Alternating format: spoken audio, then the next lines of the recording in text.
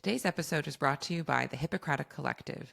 Check out our shows and join the conversation at thehippocratic-collective.com.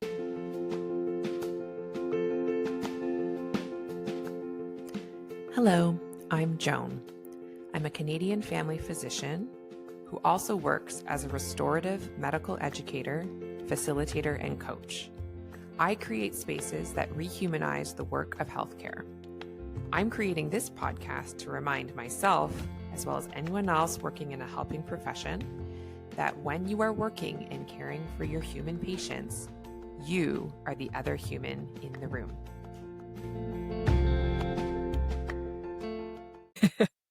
Hello there, healthcare humans. Thank you so much for coming back for another episode of The Other Human in the Room. And I'm super excited to be having a repeat conversation with this healthcare human. And I will share. I've also appreciated the off camera asynchronous voice memo chats we've had from time to time, Caitlin, because I think I am going to call this episode boots on the grounds family docs. What are we up to? Because having another family physician coach in the trenches in Ontario, it's same province we both work in. I'm super excited to catch up. And yeah, our goal of this conversation is to see how are you doing? How's primary care in your neck of the woods? And hopefully share some practical insights and examples and strategies for each other and also for those listening. So with that as a frame, would you like to introduce yourself in case they didn't catch the last one? Absolutely. Yeah, thanks so much for having me back, Joan. It's always so lovely to chat with you. My name's Dr. Christie. I'm a family doctor in Toronto. I've been in community practice for over 10 years now. And so that's kind of been one iteration of my career. And then in the past few years, I've also started coaching other women physicians who are feeling disillusioned and depleted in their careers in medicine and looking for kind of ways to feel better. And so I work with them in that capacity as well. So Love yeah. it. And so that's obviously very aligned. And we love looking for ways to feel better. Yes, absolutely. That goal cannot be oversold. The ultimate goal being to feel better, in terms of primary outcome, that is my Yes. primary outcome that I'm aiming for in my life is Yeah, to feel better. absolutely. That can be a struggle. That can be a sell in and of itself. Sometimes it's hard for us, I think, people in healthcare, certainly physicians and women, to be that's what you're aiming for. You're supposed to aim for success or Mhm. some other thing, accolades. 100%. Yeah. I don't know why this just came to mind, but I've had a coach that I've worked with for a long time, and she would always say, I'm sure this isn't, a bit of an expression in the coaching space, but, humans want what they want, not because of the thing itself, but because of how they think it's going to make them feel. And so I Yes. think that um we are emotional beings that drive so much of our behavior. And so this deep instinct to just want to feel good in my career in medicine and feel fulfilled and positive and happy and impactful and, not depleted, that's a very human thing. And I think we all deserve that. And we don't talk about that enough about how, yeah, how can we get to that place and normalize that as an outcome or a metric in our careers, not just the professor title or the research or the publication or the patient accolades, but that it's a success in and of itself to be in medicine 5, 10, 20 years in and say, I'm thriving in my job. I feel good. I really enjoy my career. Yeah. And then the additional layer that I know before I found coaching, I thought that whether I could feel better or not was very much determined by how well the healthcare system was doing, how well my patients were, period, if they were sick or not, and certainly how happy or unhappy they were with me, how much my colleagues liked me. And so if those things weren't going well, then I could not feel good, and I had to wait/work on making those things better in order to feel better. And that's, I joined a lot of leadership things, right? I'm you get into the healthcare system for 2 seconds and you're like, uh-oh, We haven't nailed it yet in here. And so for me, taking action, joined committees, joined boards, and I was like, I need to make this better so that I can feel good about the care I provide. Yes. Can you relate?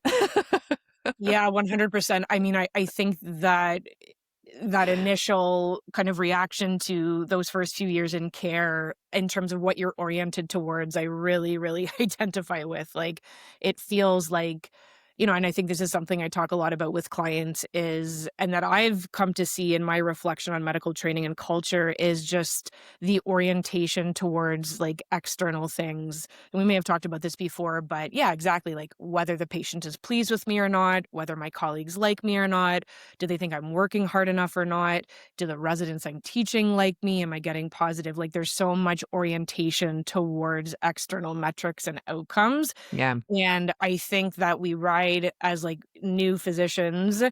I feel like I kind of rode that for the first 5 to 8 years, and then I think that orientation comes at a huge cost when you then realize that you've done that at the cost of actually being oriented to, like, what's my internal experience in medicine? How do I feel about my own worth as a physician and my impact? Like, how am I actually doing in all this? So, Yeah. like, just like your podcast title, like, have I actually put myself as another human in the room, or do I just see the patient or my colleague or whomever it is? So I absolutely identify with that early kind of career, yeah, just orientation. Yeah. And then you feel so helpless, right? You're like, well, I guess then until everyone else gets their act together, Yeah. slash, until I become good enough and Yes. actually, fulfill and stop being a human and, Yeah. stop feeling like an imposter, like I actually somehow become the perfect doctor that doesn't exist, I'm just going to be unhappy. Like I'm doomed to Yeah. unhappiness. Yeah. And so I'm glad that we both don't hold that position anymore because it's a Yeah. very painful one It is. for And I think sure. the other thing I was gonna say, Joan, is I really relate to just I think in those first 5 to 8 years of family practice, I was so angry at the system. I was so Yeah. resentful at the system and our pay and, just like the inefficiencies and, how the governing bodies were approaching us. Like I was so resentful and angry. Yeah. And I don't know why this just came to mind, but I remember maybe like 5 to 6 years in, my brother said to me, like, he was like, "Do you like being a doctor?"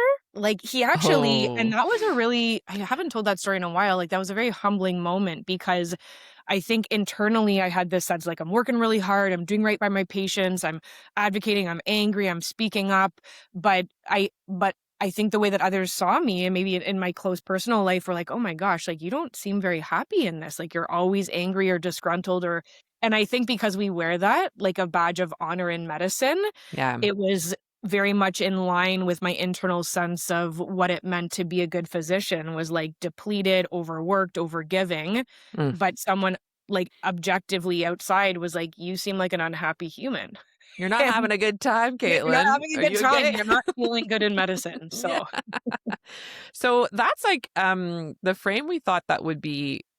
And I'll give you credit, Caitlin. You reached out to me and you're like, hey, we work in the same province. There's always something cooking. Yes. There's always some new initiative. Like home care has changed its name 50 billion times since I've been out of practice, etc. So Is it a in the limb? Is it a what, like, what's what the is it? acronym now? Yeah, CCAC, yeah, remember those days? exactly. So and in primary care in particular, there's been a couple new things that either have started to happen or are about to happen. And because I think there's something really interesting in speaking in specifics about like, so how does this work? Like, how do we create our experience of satisfaction and joy and whatever our intentions are? How do we feel good inside of this healthcare Yeah, system? yeah. And because I think maybe people think that we're just like gaslighting ourselves and we're like, everything's great or something. But I know that's Mm, not your approach and certainly no. not mine. And so I thought we could talk through some of the changes that we're seeing in, well, I just took credit. You said, let's talk through some of the like stuff that we see going on in the news and like, who's knocking on our door and what they're Yeah, asking for, yeah, etc. And yeah. then, so then how are we responding, both, from a coaching perspective, because it still Mhm. needs to be kind of be worked through, but also then pragmatically, like, Yeah. what are you up to? I'd love, let's trade tips. Like, how are you creating a delightful experience of healthcare these days? Yeah. Sound good? Sounds good. Cool. So I think the first thing we were going to really focus in on was, certainly there's I think always a push and a desire to have every person in a place to have a family doctor. So in our case, everyone in our province to have a family physician, or perhaps I should say the language is be attached to a primary care clinician or primary Yeah. care team, right? Yeah. And there's a current push to do that as well, and really focused on attaching every person to have no unattached patients, to have Right. no orphaned patients. And we're witnessing how those initiatives, which include lots of funding, which is like, yay, primary care is getting funding, like that. There's so much that's wonderful about supporting primary care. And we're seeing how that's rolling out in our necks of the woods. And yeah, I'm curious, what's been your perspective so far? And, this isn't about auditing or speaking ill of any particular, Yeah. it's more about like, what are we actually seeing the impact of that is? What are our thoughts on it? That's the idea of what we're chatting about here. Yeah. Yeah, absolutely. And I just want to echo, I agree completely. I think, attention on primary care and family medicine and more funding, and more awareness about what's happening on the ground, and how policies impact that. I think that's all really, really positive. So I agree. I don't want this to only kind of, from my standpoint, like come off as a critical lens. But yeah, what I see happening right now in our context is a real in line with this push to kind of roster every patient or have every patient be attached to like a primary care physician or a nurse practitioner. I've just really been, I should say, affected and intrigued, and it's just been interesting to observe how the conversation has seemed to center so much around like physician capacity being the main leverage point. Hmm. And so what does that look like? It means that, okay, let's say we've got X number of patients in this province without a family doctor. Um, it seems like the main solution is to then kind of go knocking on the doors of family doctors and say, "Hey, like we've got some money, we'd like to give it to you to support your practice," which is all great. But we need you to commit to taking on X amount of more patients first. You'll Hmm. make an application, and then we'll kind of deem whether that meets certain criteria, and then you'll get this funding, you'll take on the patients, and that funding will support the practice, and support those patients. And, that might involve bringing on more interdisciplinary health professionals like nurses, nurse practitioners, clinical pharmacists, whatever that is. And I think, yes, again, like on the whole, I think that's quite positive, but it really has seemed to center on this idea that we need to ask physicians to take on more patients, to do more, to increase their capacity in the same kind of model that they're already been operating in. And I think to me, that's felt a bit just kind of disheartening, because it seems like that's based on the premise that like we're all operating under capacity. Like Hmm. if you ask me to take on 100 to 200 more patients, like if I could, don't you think I already would have done that? Yeah. Or, in line with a lot of what your coaching focuses on, Joan, is like maybe I've intentionally decided to operate under capacity because that allows me to sustainably stay in this career. So I think it's problematic, and I think the messaging, yeah, it feels a little bit like unseen or perhaps like Yeah. not seeing how much we're already doing. So Mm. I think for there to be different leverage points within the system to get more patients access to care, like I think there needs to be a little bit more thinking outside the box of just asking physicians to seemingly do more. Yeah. And it's such a familiar story that we're offered, right? Is Right. like, hey, there's a bolus of concern in the Yeah. healthcare system. Family physicians, can you do more? Yeah. And I think it's not that the ask doesn't make sense, but Mhm. and we can self-coach to adjust, but Yeah. it just feedback to anyone who wants to talk to family physicians. If you add this message in, it might be like easier to receive from the beginning. Like I can recall several points, say during the pandemic, where it's Mm. like one I often remember when like all the pediatric emergency rooms were filled and we didn't have any Tylenol, and you remember all that Yes. wild Yeah. time. Woo.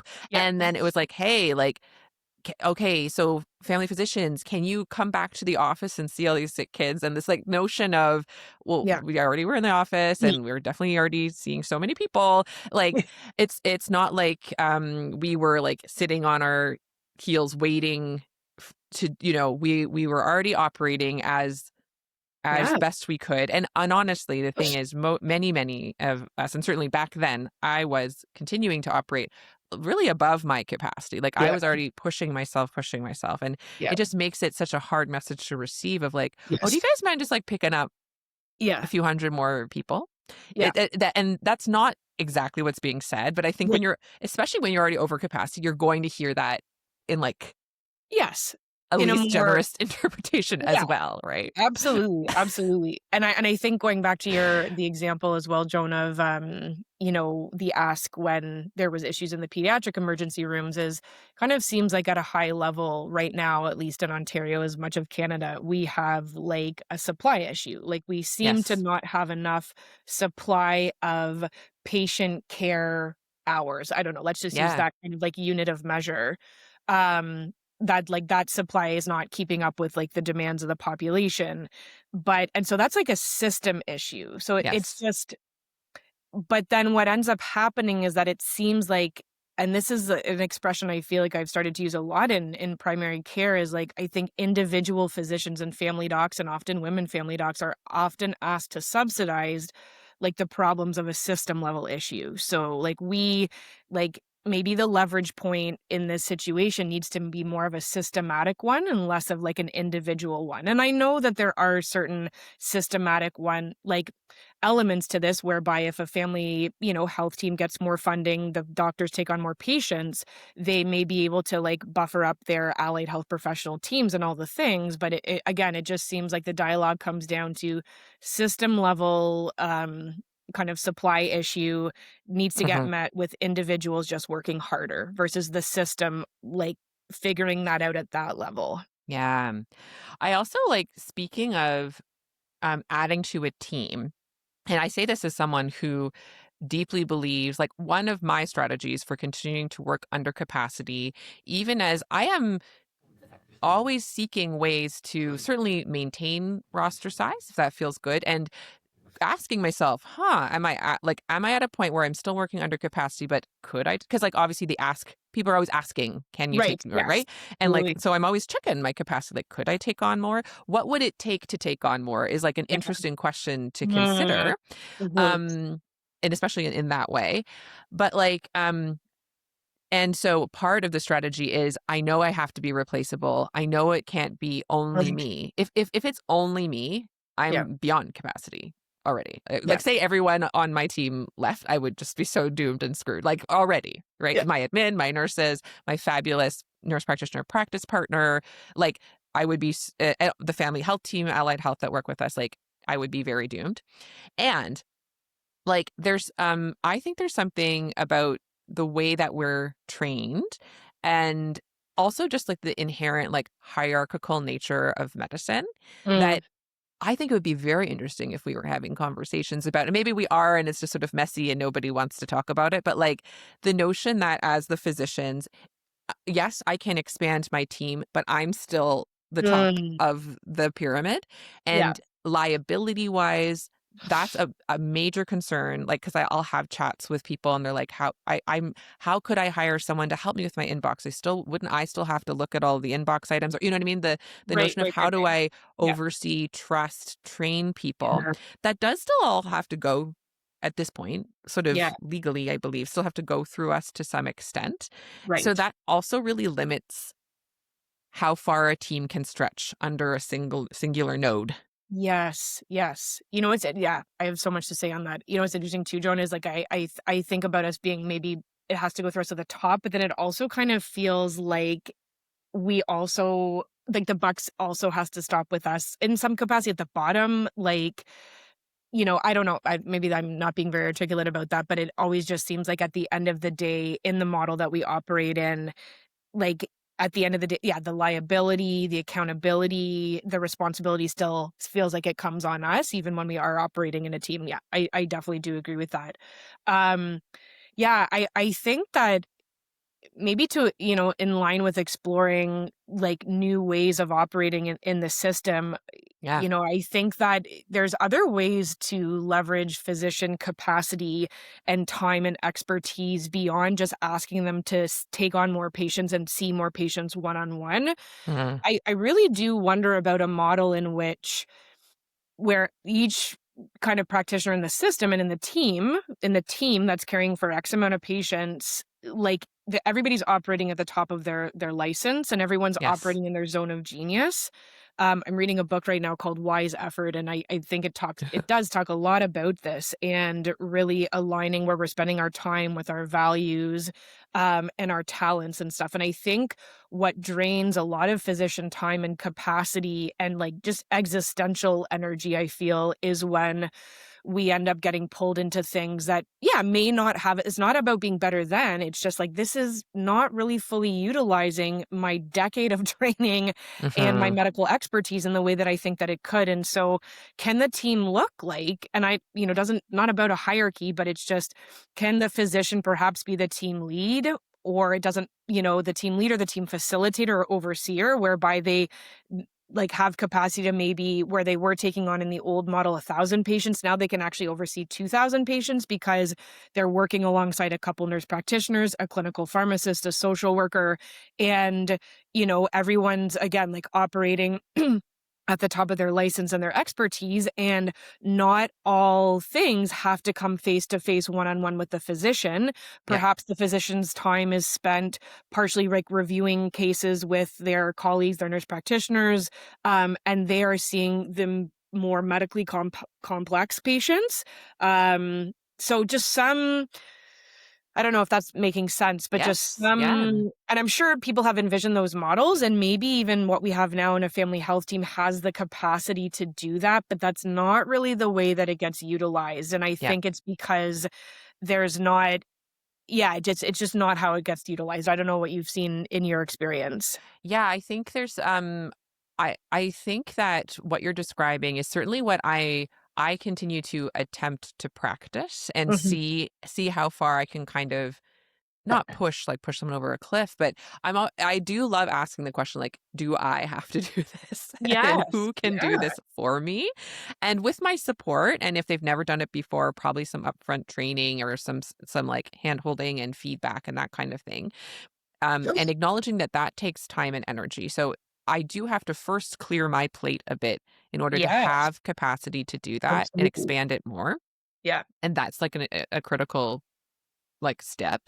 But when I have done that, like, yeah, there have been times where and still to this day there are times where like certainly I don't do all of my own forms.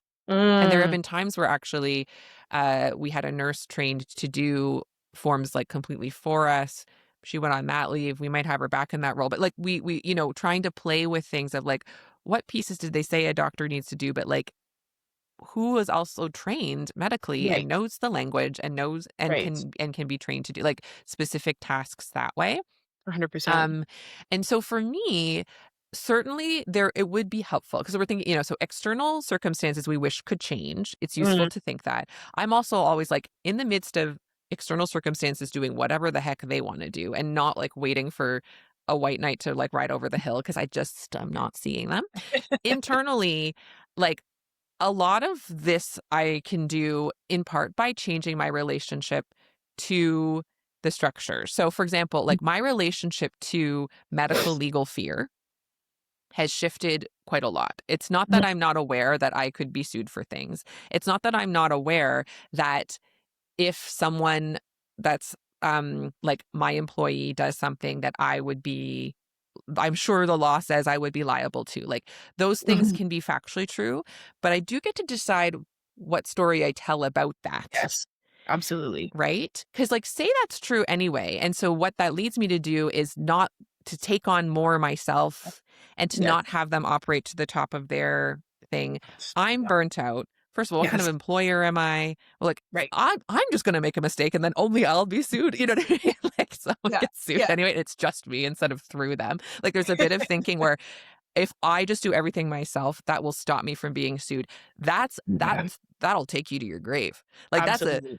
that's a really check how that's a thought distortion Yes. for Yeah. sure. Yeah. Like actually the best way of, you know, minimizing errors, let's say. We actually can never control if a patient's going to sue us because a patient could sue you for anything for any time. Like they could just Absolutely. decide to. So Yeah. that's outside of our the locus of control anyway.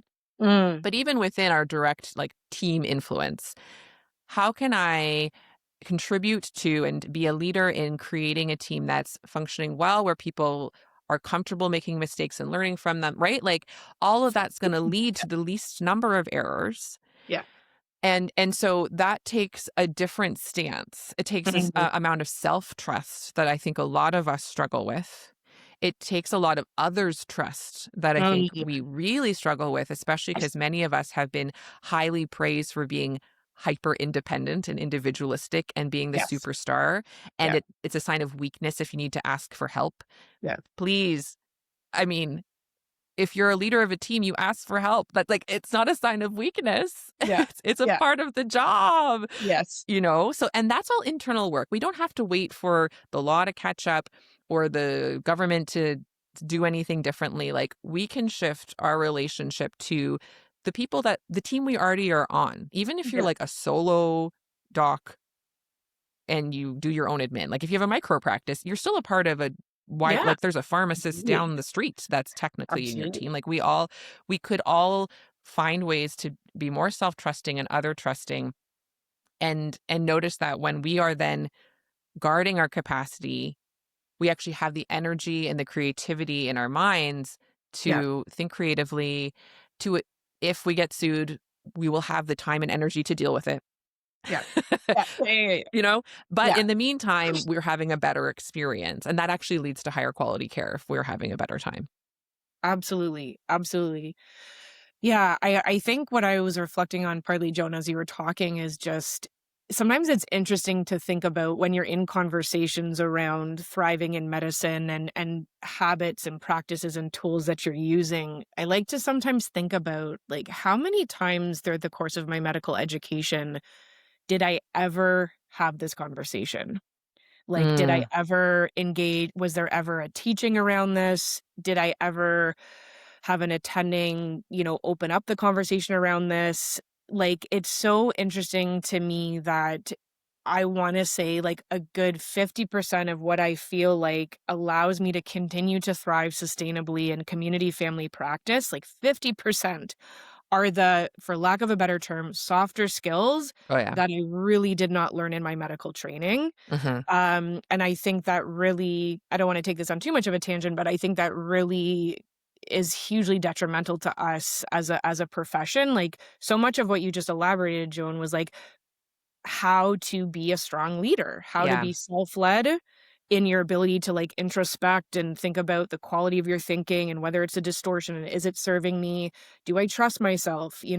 How do I engage with others? Like how am I a leader to others? Like all of those skills are perhaps in this like next iteration of a model we're talking about are like fun are like essential. And yeah, yet yeah, sure, maybe there's a course here or a small fellowship there, a certificate there, but embedded in medical training, there's very little discussion around the fact that we need to be leaders to, yeah, to be healthy in the system and to be good, yeah, to be good workers and good physicians in the system. And so, yeah, it always just gives me pause when I'm like, wow, I feel really grateful that I've made my way through, my own journey in terms of finding coaching and finding community with people like you, where I have been in these conversations and I'm growing this part of myself.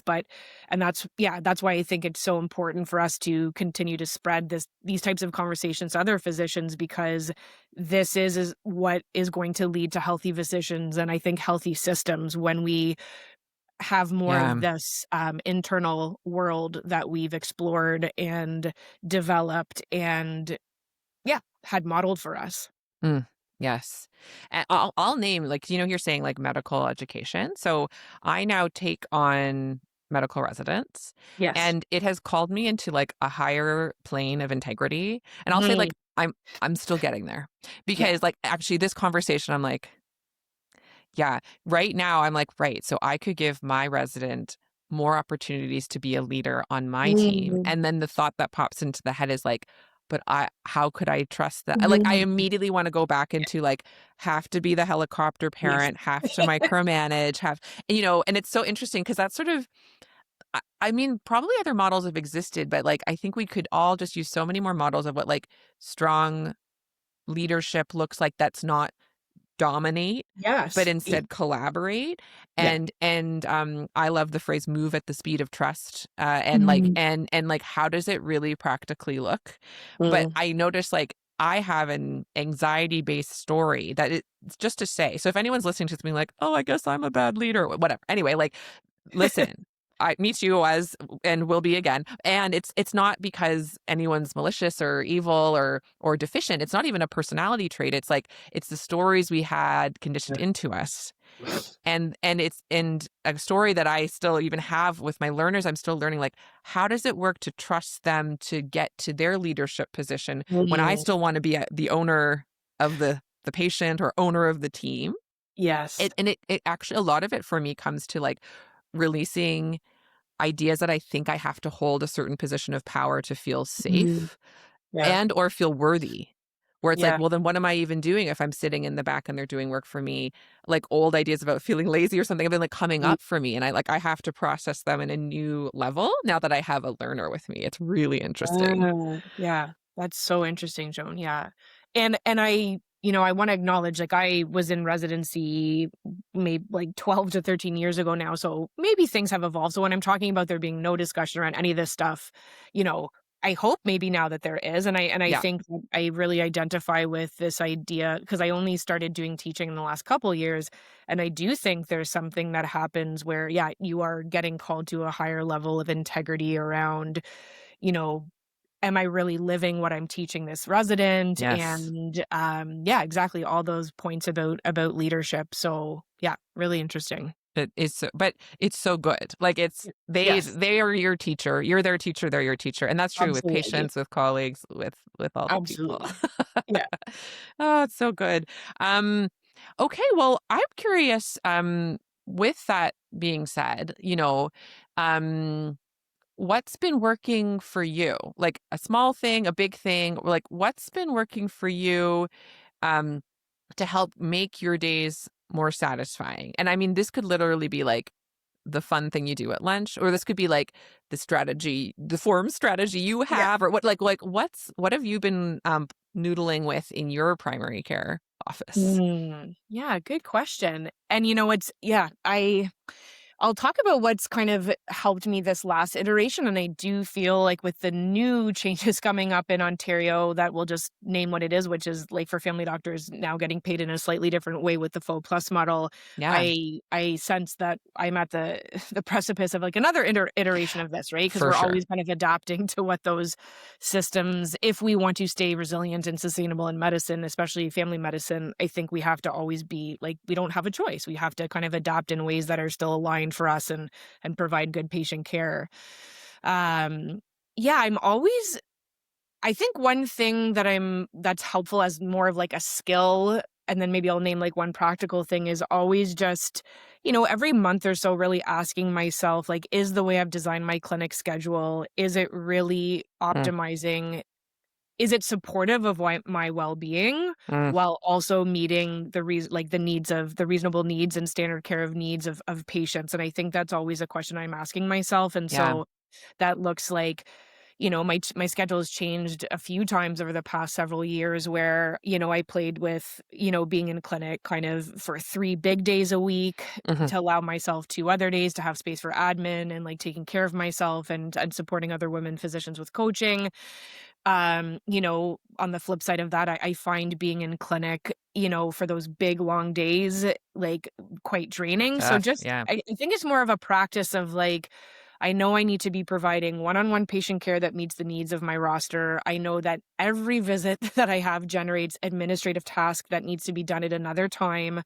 And so I know that so yeah, just how can I balance that in a way that feels good and supportive of my well-being and that of my family and meets patient needs, and I think that's gonna look different in different iterations, and Yeah. I think part of that is just, and I think I talked about this idea of, the first time we chatted on the podcast, allowing myself to change my mind. I think this is like another variation of this where it's just like, I allow myself to make these adjustments because I am now oriented to my own well-being and my own feeling of goodness being an important metric, not Yes. just it's in the equation and it's in there really strongly along with patient access and patient outcomes and things like that. Like that's now become a skill of mine. Like I Mm. get to be a main variable, and that or orientation to my inner wellness absolutely matters. So yeah, I think that that's one thing or one practice. And then, yeah, to your point about it could even just be a small thing. I think especially for those days that I'm in clinic for a very long period of time, I've started to and I worked on this with another coach, just like how can I bring even just little micro moments of joy or pleasure into my clinical day so that Love that. I don't get home at the end of the day, jump into like meeting the needs of my sons and my family, they go to bed, and then it's like I need to do a pleasure binge of like watching lots of Yes. TV or eating things I shouldn't be eating because I've been so deprived of pleasure during the day. And Mm. so, I work close to like a really nice river in Toronto. And so even if it's honestly, I go for 10 or 15 minutes and I go by the water and I stand there. And that's regardless of whether I have notes to do, like I just make that a commitment to myself. Like you need this time for self on so many levels. I also really love essential oils. So sometimes it's even just every few patients kind of taking that out, smelling that, and just Mm. bringing some type of pleasure and orientation towards how I'm doing throughout the day. Otherwise, I feel like you make it to like 4 or 5 PM and you've forgotten that you're actually a human with a body. So, Yes. Oh, I'm obsessed with all of those answers. yeah. I love it so much. I just love hearing other people, like, what they really do, right? Because, like, Yeah. I think that you can talk in, like, broad concepts, and those are useful as a starting point to even know that a thing exists, but it's like but then what does that actually look like in your literal day? And so I'm, like, picturing you, like, Mm. helping yourself feel better and go stand by a river, and I just am like, Yes. "Ee, that's so Yeah. cool." Yeah. Oh my gosh. So What is that? mine Can I ask? Yeah, I was gonna ask you, I what does that look know. like for you? I'd love to Uh, hear. yeah, and especially like what you said, like yes, sort of like I had said before, like I do give myself the question, not in a way that haunts me, but every once in a while, once a month, it floats through my Mm. brain. I'm like, you know, what could I do that would offer additional meaningful care to my patients? And if the answer is but without sacrificing Yes. the things that matter, which a core one is my well-being, because guess what? If I am not well, then no Mhm. one's getting care anyway. Yeah, Like that's the thing. This absolutely. is still thinking about patient care when we think of Yes, our own care in like a yes. twisted backwards way, right? So, um, one area that I know, certainly patients have some patients have noticed, and it's a bit of an equity issue. So it's something that I would love to prioritize, but I continue to keep my brain open and my creative hat on of a way to do it without sacrificing the sustainability for me is a while ago, I stopped offering as late of appointments Mm. because I find at the end of the day, cleaning up what I've done, allowing things to run late, because let's Yep, be real, like yep. appointment times are suggestions. Okay. Period. And pick up the kids, not, and I really was like, can I make the end of my day as unrushed as possible and just be Mm. paced, right? And so that Mhm. means that my afternoons either end at 3:30 or like 2:45, like last a patient appointment. And part of how I did that is my wonderful nurse practitioner practice partner, she sees patients on other days. So like the Yeah, total number of appointments is I think equivalent to what I used to offer, but it's spread out. But it is all morning based because she actually has the same kind of needs as I do in terms of okay, picking up kids. So first of all, that's just recently changed where something in her schedule has allowed her to offer later appointments on one day. So that's a new okay. experiment. Yeah. I've also thought like especially if faux plus, the way it shakes out is it does make hiring physician locums more affordable Mm, because they will be able, and I don't know if this is, I've heard that this is true, but when yeah. it's like until it actually happens, Until it's you see all your RA rumor. and like, yeah, Yeah. Like even if it's an official ministry document, I'm yeah, like, thank you for your fan fiction that I yeah. will learn in a few months This is if it true. goes in my bank account. Yeah, yeah, Like yeah, then I will know. yeah. Because I've heard on an official OMA webinar that the faux, like the locums, if they're registered through the faux, they will be able to bill the hourly rate as well. And so Mm. then you would only be responsible for the top up. The clinical, So, yeah. like, say I still wanted, in the past and continue to offer $130 an hour for physician locum. That's what I did for my mat leaves. And so, um, now I would pay $50 an hour personally, and then OHIP would pay the rest. I see. It Okay. makes locum, the idea of a locum, like way more financially feasible. Yeah. Yeah. And so, could I hire like an evening locum once a week? Mm. And is that actually more attractive for new grads who want to kind of Yeah. just mix and Piece together. match? Yeah. And offering evening hours is something I will do when it's my turn for call, but Yes, I would do not want to do for sustainability right now, knowing though that it's equity in terms of certain jobs are very harsh about taking time off of work, for blah, blah, sure. blah. Yeah. So that I'll just say that's in sort of current. And then I am curious if it could even open up to being more of an experiment to have that. And I always use that language of experiment. You know, if it doesn't work out, that's too bad, but that's not on me personally. That is a system issue that, you Yeah. know, the way that all of these things shake out, like if Right. we wanted there to consistently be evening appointments for anyone, we would have to structure our system Yeah. different than it exists now. Absolutely. So that's one that's sort of a scheduling one. And Yeah. I love noodling with my schedule. I'm always like Yes. noodling this.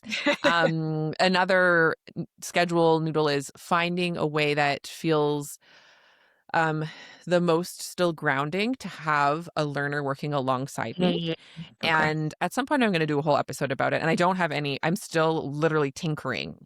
Like, I think I am slightly driving my admin crazy because I keep tinkering. I have to pace my tinkering because I know it changes for them. So I have to like think of the fallout. But like, Yeah. I'm like, if they have their own schedule, if they're working from like, Right. that's been a Okay. thing that has been Yeah. an adjustment to flow.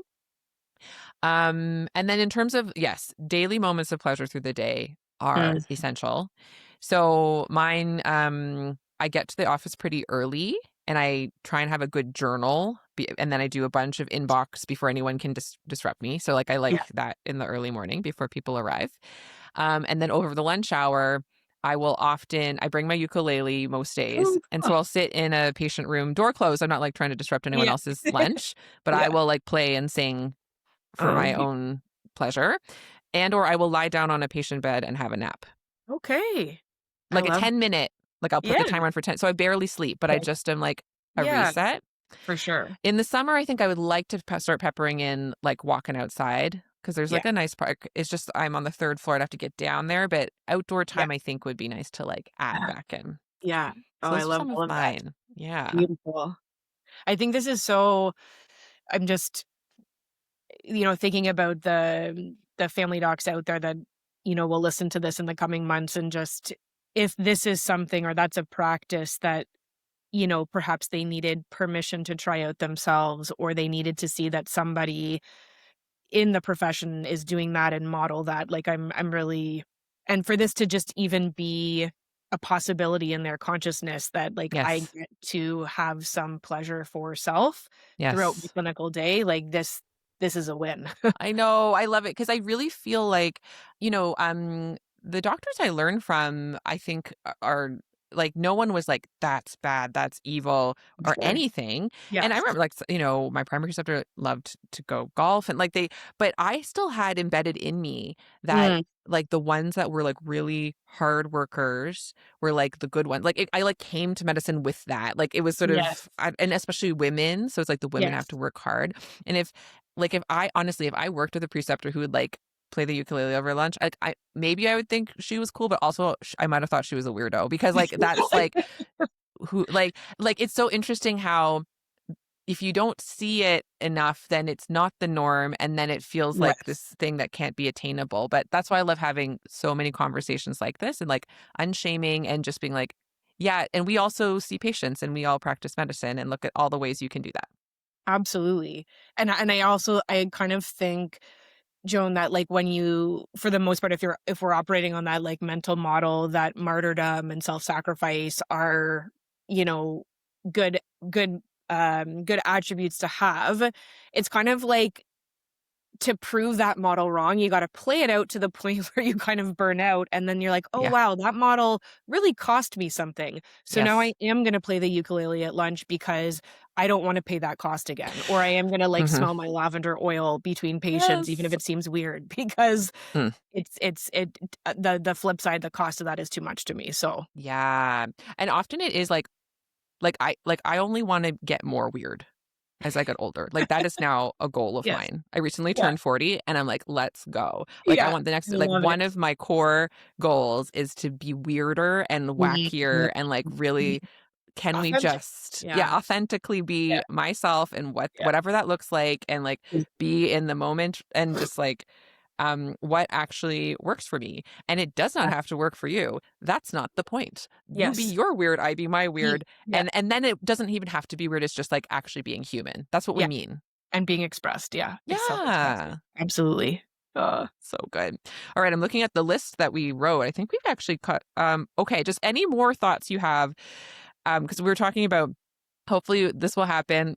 We'll come back together 3 to 6 months from now after the Y Faux Plus model yeah. has come out. And so just to quickly touch on some of the features will be that we will be billing some kind of code that captures the hours we spend working and Yeah. will be paid hourly for those, as well as the shadow billing and the capitation. So it just adds sort of acknowledging the hours we spend on things, including non-patient Yeah. facing clinical Administrative. work, right? Yeah. So what's your approach to it? Did you have any initial thoughts that you had to like coach yourself through, or like what's been your journey about anticipating Faux Plus, which is coming out like 2 months from when we're recording this? Yeah. Yeah, um I think I've probably used the same approach in thinking about Faux Plus as I have over the past few years with, like, any kind of big change that's come in healthcare, primary care, or billing, or whatever it is, like policy, which is just that I think part of my journey in feeling good in medicine and developing a way of being that's sustainable and allows me to thrive is, what I had kind of said earlier, which is like I'm just off the roller coaster of the external system changes. Mhm. Like, I'm aware of them. I'm not trying to gaslight anyone to say that they're not important or that my way of doing it is the only way. I'm just saying that this has been part of my own sanity Yeah. and well-being, and dropping the rage and the resentment at the system has been to say, okay, like here is this roller coaster of working in a publicly funded universal system, which in so many ways is a beautiful concept and something that I'm very thankful for, but Uh-huh. it does still put you, and maybe in the US it's the same with insurance companies. So I think like we're all just on a different roller coaster. But faux plus, billing changes, OMA changes, like there's Mhm. always something in the media, there's always something getting talked about in social media forums. And I just decided that to track that so closely and to be on that roller coaster all the time was just not good for me. And Yeah. I kind of said to myself, let me get off of that. I'm going to be aware, I'm going to be conscious, I'm going to be kind of in the know of what's happening. But for the most part, I don't have a ton of control over those external system level changes. And so I'm going to stay over here in my lane of like what I am actually responsible for, meaning like what I actually have control and agency over. And I'm going to kind of focus on, my ways of believing, thinking, feeling, and acting in my career that allow me to thrive and kind of feel good in medicine. And part of that also too is building the belief of that, like, I am resilient and I can adapt to whatever change comes, right? And Yeah. that isn't to say that I'm not going to make an uproar if it's a change that's just so egregious to like physician well-being or physician respect, but it's just like, you know, even if you look at people's reactions to full plus, you've got, a third of people that think it could be great, a third that, think it's not great, a third that are neutral. Like everyone's going to have a different opinion, and we'll all just have to like wait and see how it all kind of plays out. Hmm. But I'm just going to be over here in my lane. I'm going to wait. I'm going to see how the first like few months roll out, see what these changes actually look like, and then figure out in this new norm, like how will I now kind of optimize and take care of my well-being and ensure that I'm delivering strong patient care and kind of make this work, right? And so it becomes more of like a skill set of navigating these ups and downs, and just building confidence that like I can have the resilience to figure it out whatever the change is. So Mm.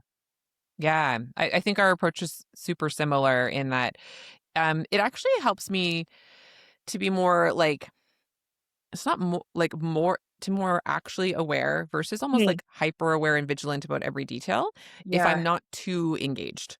Sort of Yes, funny agreed. where it's like, what's the highlights? I went to a webinar. I registered for another one next month 'cause I'm like, this one's probably going to be as up to date as we'll get Yes, until it yes. rolls out. So let's see Yeah, what if there's any differences there.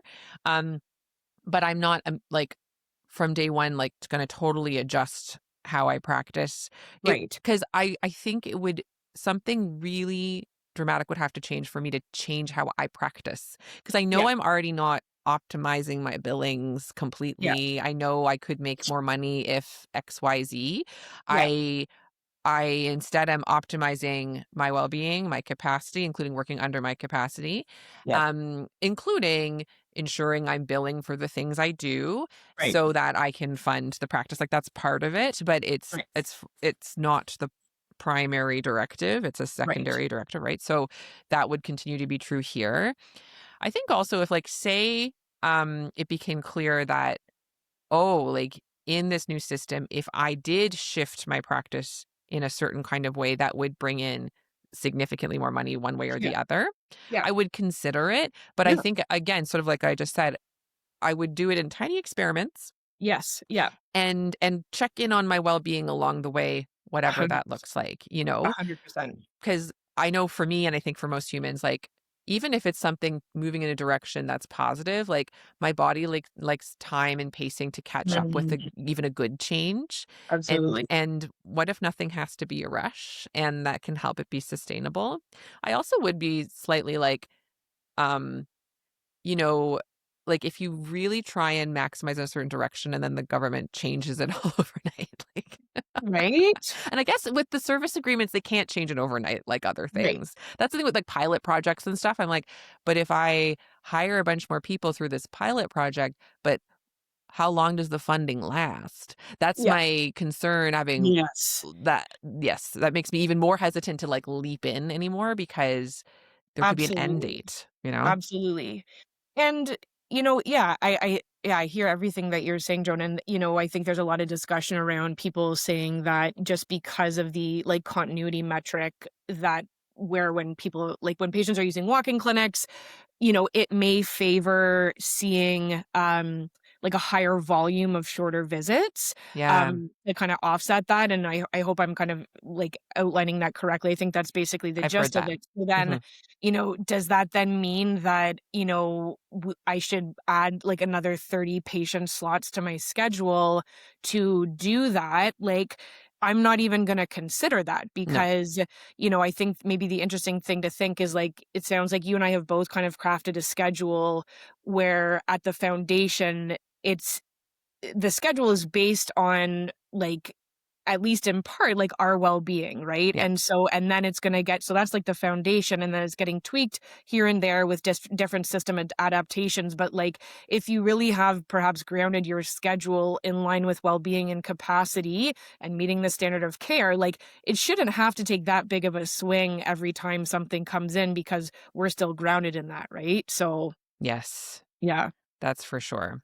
And, I guess one, like, last thing to kind of point out is the fact that, like, if we weave together what we just talked about earlier in the conversation where, like, if we're gonna have really effective team-based care mm, and this isn't, I think, just our, like, opinion, so that would be valid enough, but, like, this is, like, I think, pretty standard organizational cultural stuff. Like, if you're yeah, the CEO you're not typically mopping the floors as well. So if Right. you're in a position where you are overseeing and facilitating, and even if you don't want Right. to do major hierarchy, but like your role is the node and then you're facilitating care from others. Yeah. So that means that you're doing less of it yourself. And Mm, so it's sort of interesting that that's one position that's being posited right now, and funding behind that's rolling out, which means yep. that um if that's done well, physicians actually might do slightly less like patient-facing care, like, or like, you know what I mean? Mhm. Like, especially Mhm, out of the mhm. total. Yeah. And then also now we're having this new funding model rollout that seems to incentivize us to do all the care ourselves. Yes. Yes. So just noticing that. Mm. So, that's where it's like, I'm gonna say, well, what works for me? Because these two Yeah. things are at odds with each other, I think. As you were saying it, and I'm just, like, picturing, like, a tornado or, like, some type of, like, whirlwind of, like, external system level factors that are always in flux and Yeah. always changing, and or whether it's the roller coaster, whatever analogy you need to use, but, like, at the heart of it, what I would hope for, all family docs and, the women physicians that I coach and the healthcare providers that you coach is just to yeah, just to be in the midst of that kind of storm and Yes. just to be grounded in a deep knowing that my well-being matters. I know what I have control over. I've got my tools to really optimize those beliefs, my thinking, my feeling, my acting. Like I'm gonna be okay. And Yeah. this whirlwind around me can do what it's gonna do, but I'm gonna be okay. So That's for sure. I think that I don't know we have time to get totally into accountability metrics. That was the last thing I realized that's that I okay. wrote. Yeah, But yeah, for like my personal accountability metric, for sure, and it sounds like yours is the Mm, same, is like, am I feeling good? Like, how yeah, am I feeling day to day?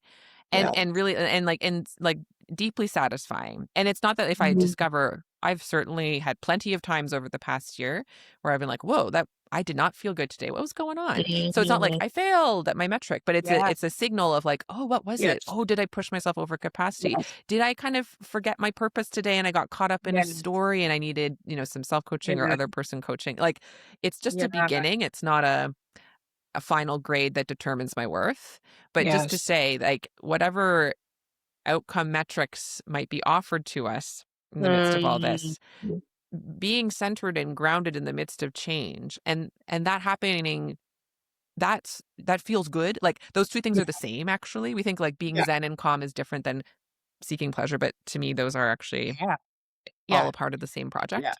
100%. Yeah, yeah. So that's what the outcome metric I'm continued to be interested in focusing on. Yes, I love that, and I love how we've kind of, yeah, conceptualized that as a metric to be oriented towards. I think that's really also too if listeners kind of leave this conversation with a new question to even ask themselves at the end of the day of like, how do I feel at the end of the day? Not like how did that patient encounter go? Like all those things, whatever that those matter, but like how am I actually feeling at the end of my clinical day and throughout my clinical day?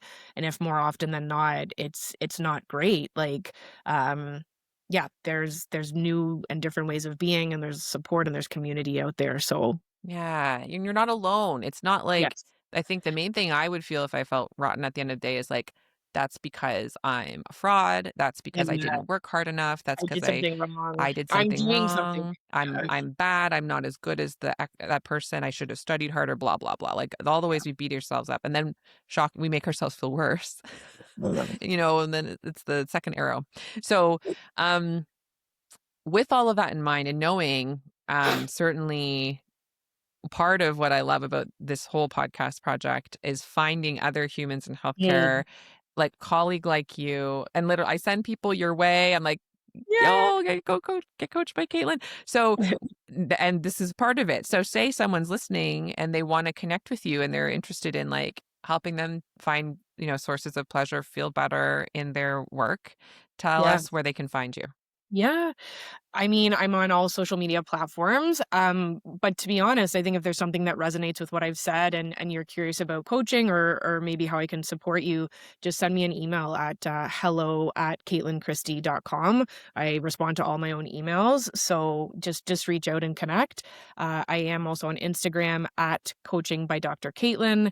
I'm on LinkedIn under Caitlin Christie.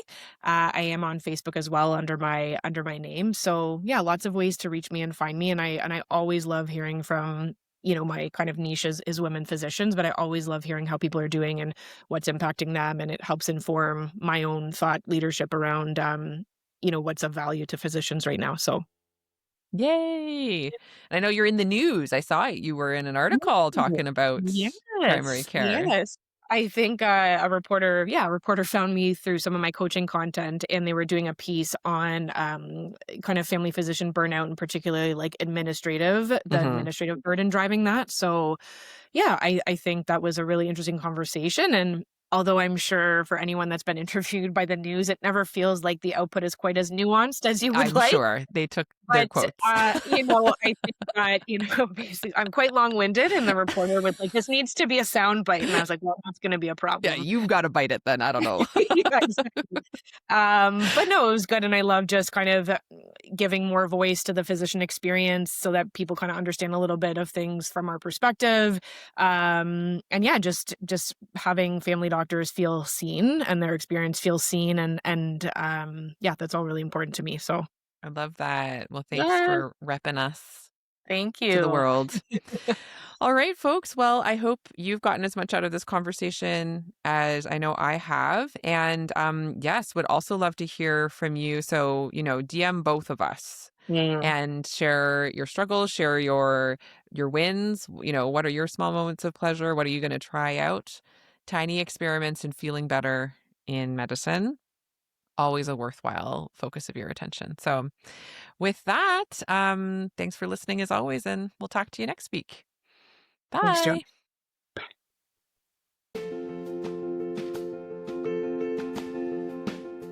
I would love to take this work deeper with you. Visit joanchanmd.com today and discover my growing menu of options for restorative medical education to suit your learning needs. I offer one-on-one coaching, customized workshops, and self-study courses that allow you to connect not only with my work on a deeper level, but also with other healthcare humans just like you. So if you want to start humanizing your work in healthcare to a deeper level and do it in community with others, please visit joanchanmd.com and find those options and what fits you and your life today.